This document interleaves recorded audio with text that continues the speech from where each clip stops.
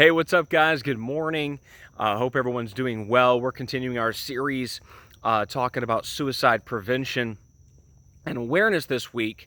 And don't forget, we've got a special guest on Friday who's going to be sharing their testimony of their battle with depression and suicide. So I think that's going to be very helpful for people to see what this is like, and see that there is hope and a future and light on the other side.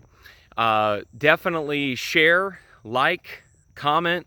If you're not subscribed to the YouTube channel, definitely hit that subscribe button and the little bell to get notified when we do upload new videos.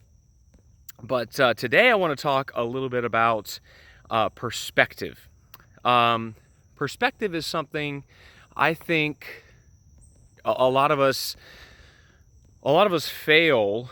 Whether we deal with depression or not, a lot of us fail to sometimes get proper perspective in things. I mean, whether it's marital problems, it's working with our kids, it's disappointment on the job, whatever it might be. A lot of times we fail to get proper perspective of that thing. And I think a perfect place to go is the book of Philippians. The book of Philippians, again, is, for those who don't know, right, Philippians was written from a prison cell. Paul, in prison, writing to the church in Philippi, trying to encourage them and help them and be a blessing to them. And here he is, right, in prison. And in that day, again, probably a pretty legit prison. I mean, it wasn't like, a couple of square meals a day, plenty of yard time, TV.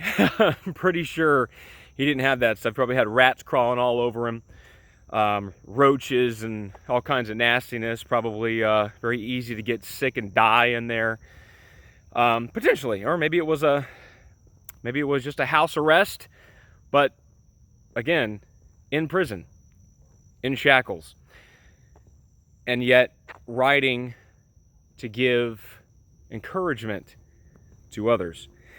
See, Paul had perspective.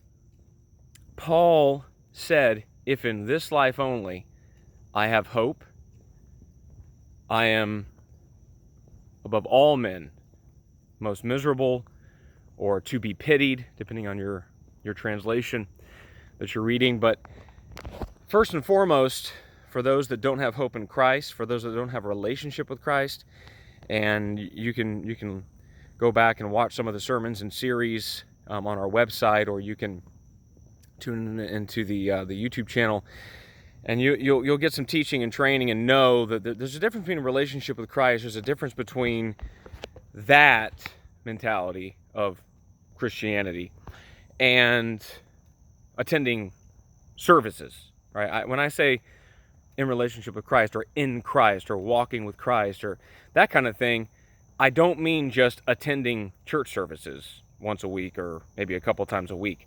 You can attend church services and Jesus doesn't know who in the world you are, and you don't know who in the world he is. But when you're in Christ, there's a hope that we have. There are things that help give us perspective. And so I would encourage you, really pursue Jesus. And if you don't know how to do that, again, reach out to us, website, Facebook, leave a comment on this video, whatever it might be. And we're happy to reach out and to help as much as we possibly can. So today, the focus in talking about perspective is much more from the perspective of people that have Jesus. Because if we don't have Jesus, again, we only have hope in this life. And in that case, it can be a miserable existence indeed. Now, many of us know scriptures. Maybe even if you don't know much Bible, you've probably seen them on like little plaques and stuff at like Hobby Lobby, or a bumper sticker, or somebody had like a little wristband or something. Scriptures like, rejoice in the Lord always. And again, I say rejoice, right? Scriptures like, I can do all things through Christ who strengthens me. Scriptures like, my God shall supply all my need according to his riches and glory in Christ Jesus, right? Powerful scriptures, encouraging scriptures, right? A lot of times people are really encouraged by these scriptures. Every one of those is found in the book of Philippians. The book of Philippians, Paul writes multiple times about rejoicing, having joy. Now again, in prison, how is this guy encouraging others? Be joyful, have joy, rejoice. And here he is, right? Rat gnawing at his ankle. He's got to keep kicking it away. You know, he's got chains on. How in the world can he say that?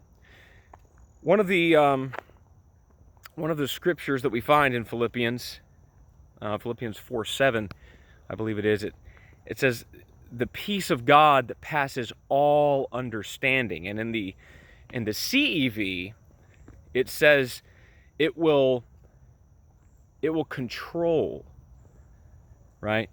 Your thoughts, your mind, and your heart. The the peace of God, right? Here he is again in prison talking about, the God's peace. And I think the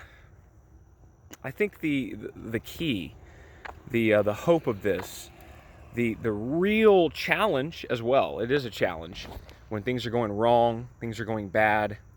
The challenge is found in Philippians 4:8, where Paul gives us, I think, some insight.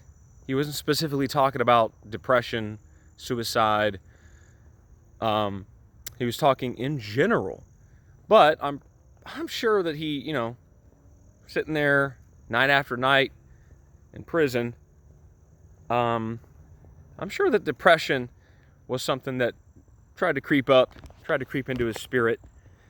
And he says to focus, right? Set your mind on, think on things that are good, not bad, right? Don't focus on the things that are going bad, because focus and perspective, right, go hand in hand. When you're focusing on the bad things that are happening, when you're constantly just thinking about the bad that's going on, right? Whatever things are good, right? Lovely, pure, right? Things that are of good report. If there's virtue and praise, right? Think on those things. He's giving us a list of, think about things that are good. So you're in prison. Maybe you're going to get executed. Maybe you're never getting out. Maybe, what are some good things you can think about? Well, you think about the goodness of God. You can think about, well, they execute me, as Paul said, right? I'm going off to a better place. You can think about the lives that you've touched. You can think about, right, the relationship that you have with Christ that no one can take from you. You can think about so many things that, again, are good, that are pure, right? That are praiseworthy. And I really think a lot of the issue in our society today is that we are so geared to focus on what we don't have.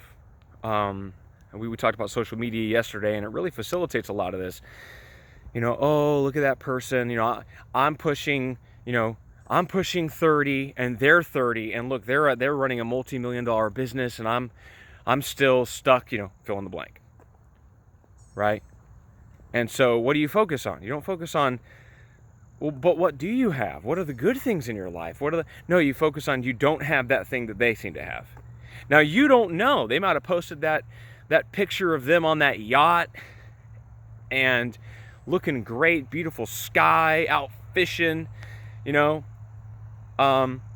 And they might be battling with depression because they have other things going on. I mean, you just don't know. And that's, again, you can watch the video from yesterday to talk, to listen and see that. I mean, you get a snapshot of somebody's life scrubbed so that you only see what they want you to see on social media, and even in maybe conversation or just seeing folks and this kind of thing. But what's wrong? The focus, the perspective. Right? We have sickness in our body, and it's difficult. It's hard. A situation should not dictate the level of joy or peace that you have in Christ. Now, you may not particularly care for the situation, right?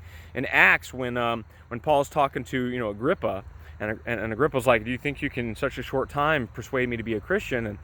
And Paul's like, "Well, I wish everybody was like me except for these chains," right? He wasn't particularly fond of the fact that he's in chains. So we may not be fond of the particular situation, but it should not dictate our level of joy, because our joy should come from thinking on the higher things, the things that really matter. Our peace should come from God, not from the fact that, well, everything's going great, got plenty of money in the bank. And it's nice when we have plenty of money in the bank, right? It's nice when things are going great. We're healthy, things are going good, things are flowing. And I don't think there's anything wrong with people having the blessings of God, even if it is millions or billions of dollars in the bank, or beautiful, wonderful family, everything going perfect. There's nothing wrong with that, as long as that doesn't, again, cause us to be carnal, worldly, sinful, thinking about everything except God.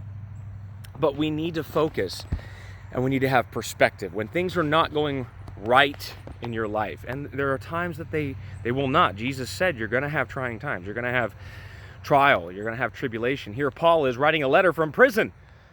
I mean, I thought when you're at the level Paul is, you're supposed to be on world tour, making gobs of money off of the gospel, and working with people, and your name on a billboard and flashing lights and all over TV. And no, he's in a prison cell. And so again, things will go wrong. Things will happen. And we need to have proper perspective. Step back. Choose. Like he said, think on these things. You think about them. Choose to have perspective. Choose to focus on the things that matter. And ultimately, if your health is completely shot, you got zero money in the bank, everyone's abandoned you, and you're totally in prison. You're in prison, you're locked away. At the end of the day, the last thing that you can hold to and have joy and peace and comfort is to know, I'm walking with Christ. And when this is all said and done, it's going to be like the blink of an eye, and I'm going to be with him for eternity. Now, most of us, again, have many other things that we could think on that are good, pure, lovely, right? But again, perspective. Focus on the right things, and we will have these promises to rejoice, to have the peace, to my God shall supply my need, and I can do all things through Christ. And all of these, they will come because of our focus and perspective in the right place. So I pray this has helped you. I love you guys. Don't forget, again, share this thing like crazy, subscribe, and we will catch you on the next video.